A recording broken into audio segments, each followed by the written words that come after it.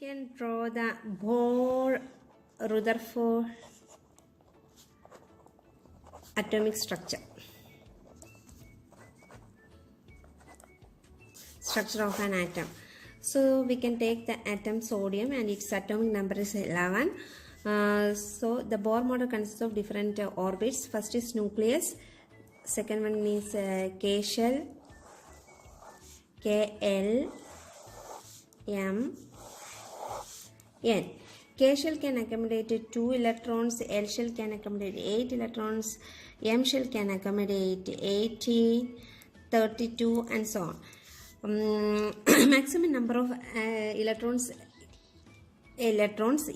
can accommodate in each shell can be found out by using a formula 2n square. So first orbit, the n becomes 1 square, it's 2. And the fourth orbit, the n becomes 4. So it will be 32. This way we can find out the maximum number of electrons can occupy by an orbit. So in the case of sodium, there are 11 electrons. So first is nucleus and the second one is K shell, the third one is L shell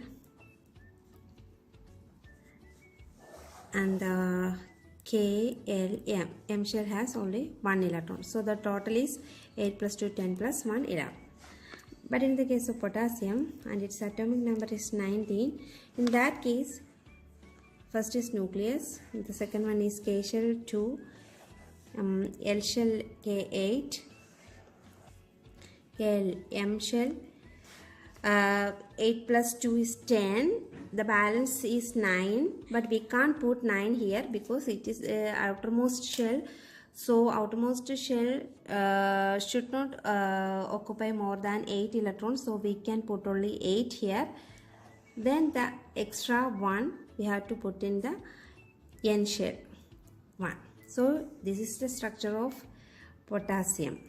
Here it is 1, 8. Again 8, here it is 2. So this is the structure of potassium atom. Nucleus, this nucleus consists of protons and neutrons. Proton is proton. Protons are positively charged, that is P for positive. And N is neutral, electrically neutral, and E for electron. If electrons are negatively charged. Number of protons is equal to number of electrons. Here the sodium atom has 11 protons and 11 electrons. This is the atomic structure of sodium, and all the elements we can write the atomic structure like in this way. In the periodic table, the groups represents the outermost electrons in the orbit, and the periods represent number of orbits in the atomic structure. So in the case of sodium, it is in the first group. So outermost shell consists only the 1 electron and 3 orbits. Outermost sodium, outermost consists only 1 electron and 3 orbits. It is correct.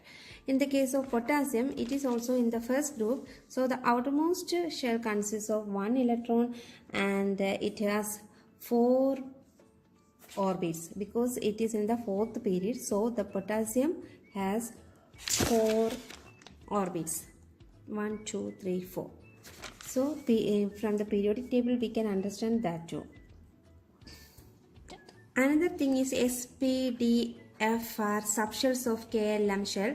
K shell has S subshell, so S can accommodate 2 electrons. L orbit has SP subshells 2, 6, 8 electrons, and M has SPD subshells 2, 6.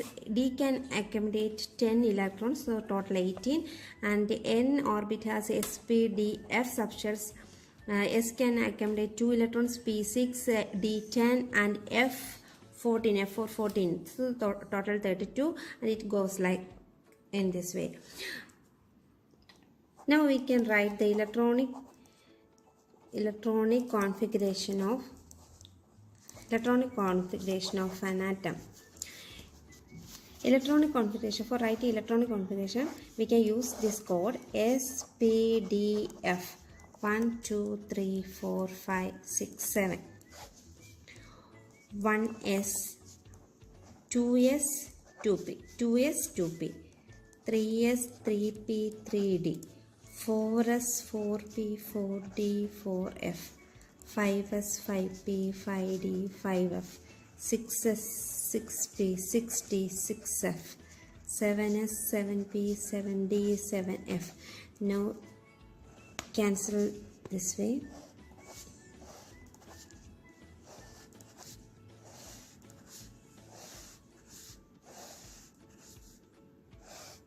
So the order of the electronic configuration will be 1s, 2s, 2p, 3s,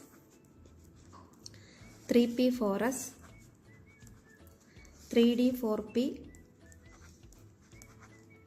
4p, 5s, 4d, 5p, 6s, and so on. So the electronic configuration of sodium 11 is 1 s square can accommodate 2 maximum, 2 s square can accommodate 2 maximum, 2 pp can accommodate 6 maximum electrons. So now it will 10, 3 s1. So it is the total electrons is 11. So this is the electronic configuration of sodium. This way we can write the electronic configuration of any atom. Now we can write the energy levels of each group. Energy levels indicates the outermost electrons. Electrons in the outermost orbit shows the energy level of an atom. Here the potassium, the outermost orbit consists of 1 electron, and in the sodium also outermost orbit consists of 1 electron. So the charge of the first group element is positive 1 and charge of second group is positive 2. Here it is positive 3, positive 4 or negative 4, negative 3, negative 2, negative 1, 0. The last group is an inert gas or noble gas. It is inactive in its state. Now we can combine the metals and non-metals, and there will be an ionic bond will form. We can find out the result with the help of these energy levels. Okay, we can combine first hydrogen and oxygen. Hydrogen, oxygen. Hydrogen, the energy level is +1, and the oxygen, the energy level is -2. So just cross multiply this H2O. Otherwise it means that there is only one positive charge and there is 2 negative charge. For neutralizing this, one more hydrogen is required. Now the hydrogen becomes 2 and oxygen is 2. Oxygen is already there is 2 electrons. So 2 hydrogen atom required to neutralize oxygen. So the formula becomes H2O.